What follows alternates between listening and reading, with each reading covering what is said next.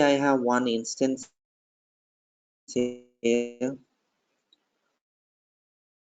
on AWS account, and let's say this is vulnerable instance, and this instance I want to upgrade. I'll just log in to this instance. So you can see this is my instance. The version is 12.155.18. This is the host ID 42365. For license, let's say you have uploaded a license, and for testing purpose, to make sure that my configuration are getting saved, I have just added two dummy LBV server on this one. So let's proceed. So how will we do?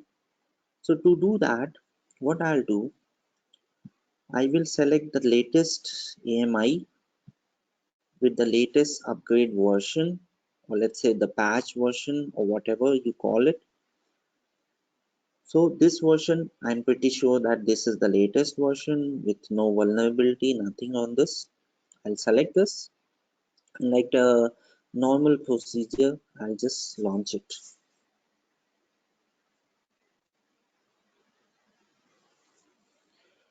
Make sure you launch it with the same configuration how you launched the previous one. So my previous instance was n4.xlarge. Let me just search. This is there. I'll go to configuration. I'll select my subnet. For time being, I'll assign a public IP to access this box, or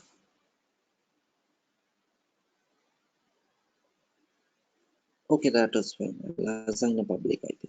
I can access it private also, but just for time being, because anyway I'll be deleting, creating it only with one by default interface, even though my actual box has multiple interfaces.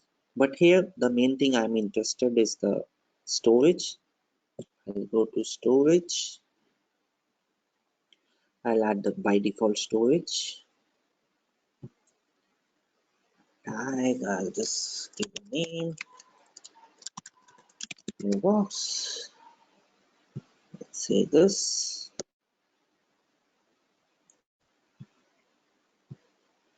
I'll select the security group.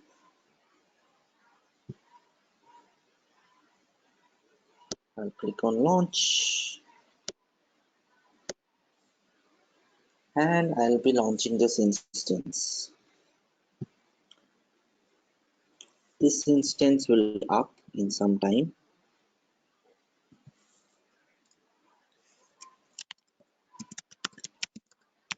Let me get the other box also.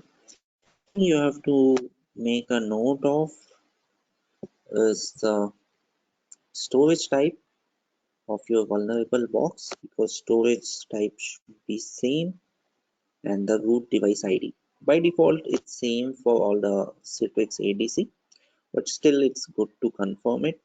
So /dev sda1 is the storage device ID for my vulnerable box. In the meantime, let me see the volumes of these two boxes. Go to volumes.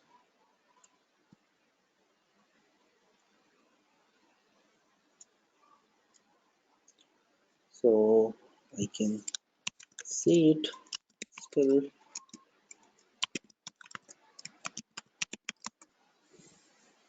Okay. Old one, I will just delete them.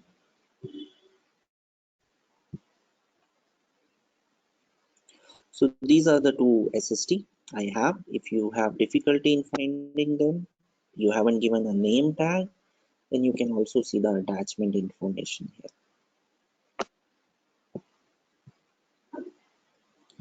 So let me go back to the instance. Let's see if I can SSH to my new box. I will just go to this.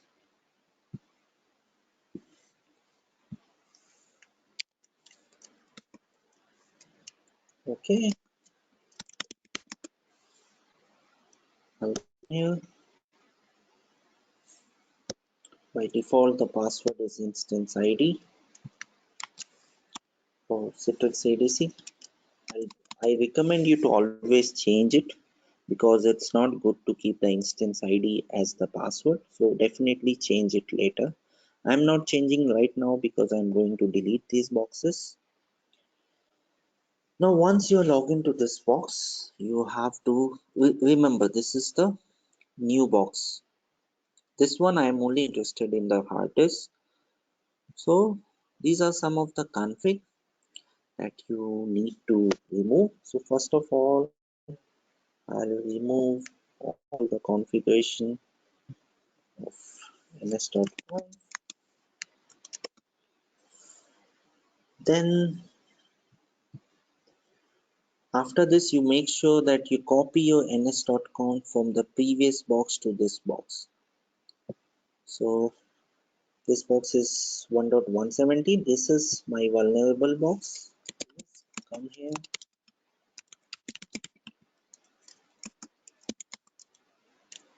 I'll just copy.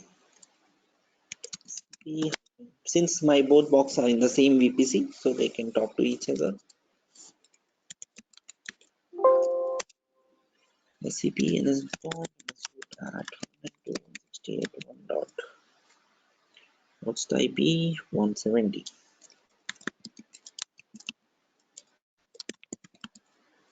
I'll just copy it to the nsconfig of this box. Right now there's nothing. So you can see there's nothing called ns.conf here. I should see the new one. Yes, password I already copied.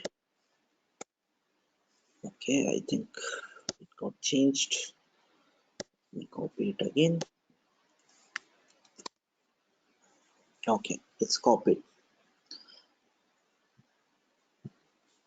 Let me see again.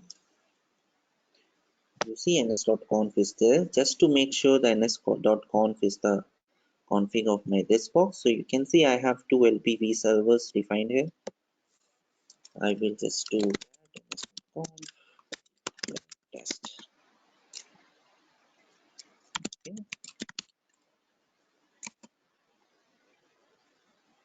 Yes, I can see the IP address is 1.40.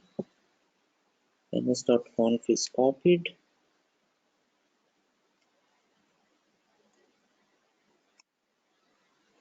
Okay, I got it, the mistake I did. So basically after creating the LBV server like which I created, I should have saved the config. I didn't save it, that's why it was not present. I'll just replace this ns.conf again. So from the same device, again do scp. Okay, so now this device ns.conf is copied here and I should see, yeah, now they came. So as you can see, what I did in the new box, I copied the ns.conf of the older box. So that's why even the NSIP of this box is 1.70, but here it's showing 1.40, which is actually the NSIP of this box.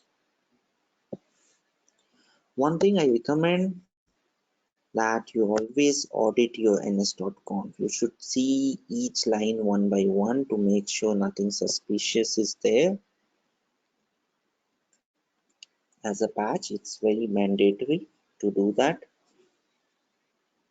So now I know this is done. Now I'll delete some of the file which is not required. These one can actually cause problems. I have to just remove so that I can run them one by one. I'm removing messages. I'm removing all the logs, any core files, all the AWS related folders. DNS of this box, because this box resolv.conf will have DNS of this. All unnecessary log file. Here I am just creating two files with touch. This is to make sure this line I'll do later, because after doing the last line the SSH access will be gone. So these two files I have just created so that the host ID doesn't get changed, because see, you are changing the SSD. This device will have its own host ID which will be different. So just to make sure the host ID doesn't get changed after the hard disk swap, I'm just touching two files. I'll just run this. Let's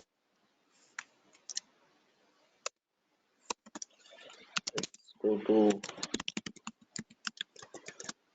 folder to confirm those two files are created. Yes, these two files are created. That is good. Now, as a last attempt, I will remove all the SSH files also.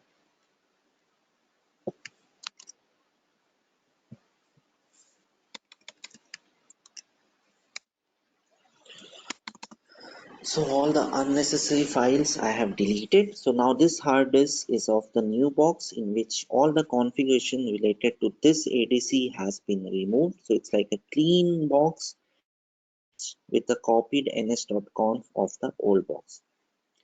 So now what you have to do, you have to do a swapping of the hard disk. So what I'll do,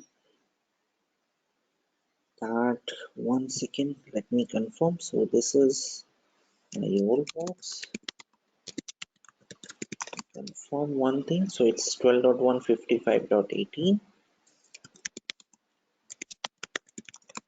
This is my new box with a patched build 13.047.24. Now what I'll do, I need to swap the hard disk of these two boxes. So what I'll do, I'll just shut these two down. Action, instant state, stop, because without stopping you cannot swap the hard disk.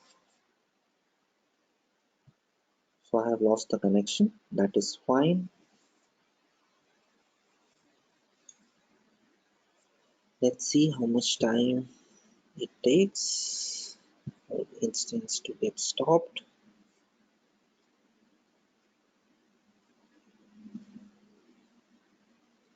So just to do a recap, the only thing we did is, from the vulnerable box, we have copied the ns.conf to the new box. We removed some of the unnecessary files.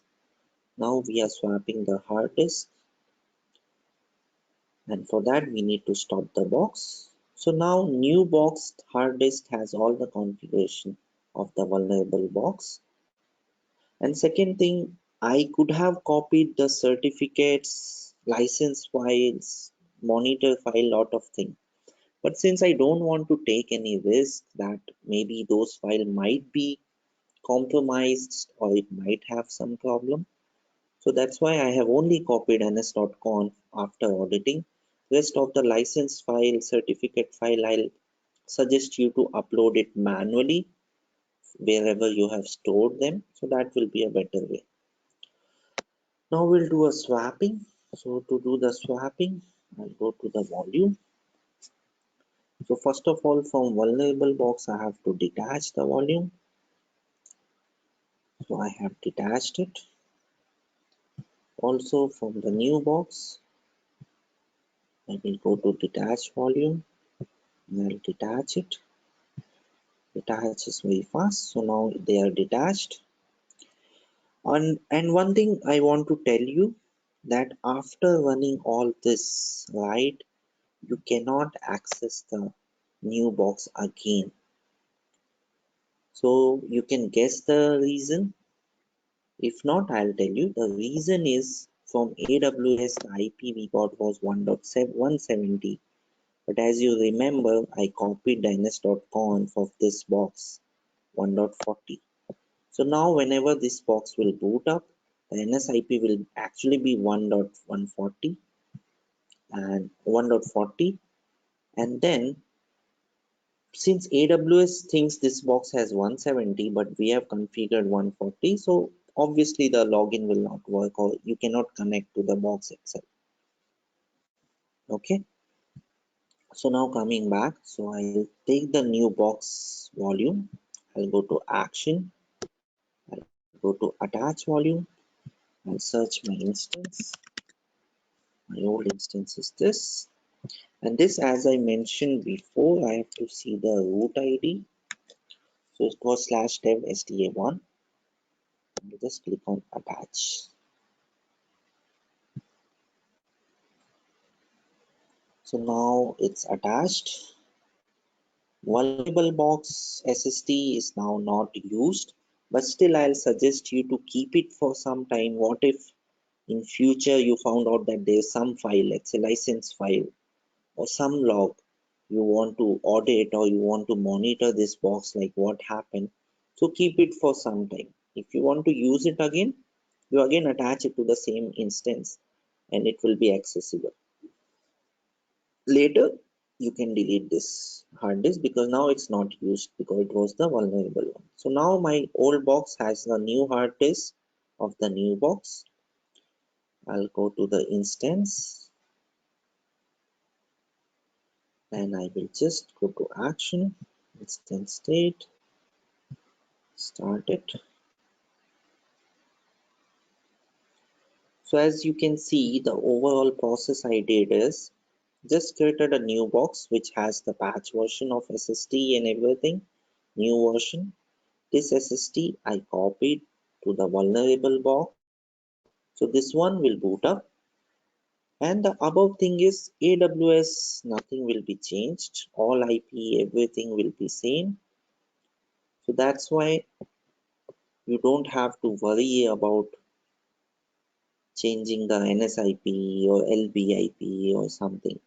So this is the easy way of doing a clean install. You can also follow this if you want to upgrade the box also. The same procedure you can follow.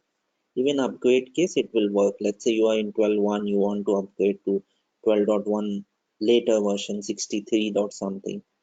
Just create a new one and attach it. So by default, normal upgrade, you can just download the package from Citrix site, upgrade it. But I'm talking about those cases where you have to like terminate a box and get the replica of that box. Those scenario, you can always use this technique of swapping the hard disk.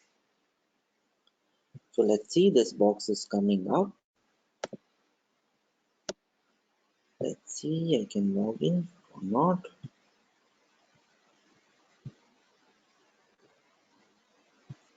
Okay.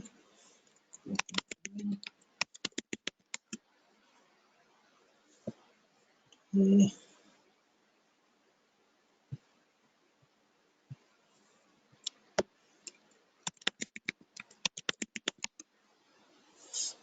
bad.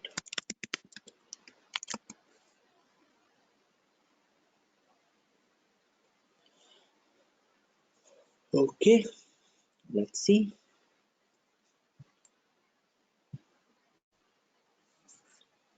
Okay, I'm able to log into the box. First time login takes some time. Okay, it's taking from the cache. I got it. I need to close it. Okay, no, it came back. So that is good. So these things came up fine.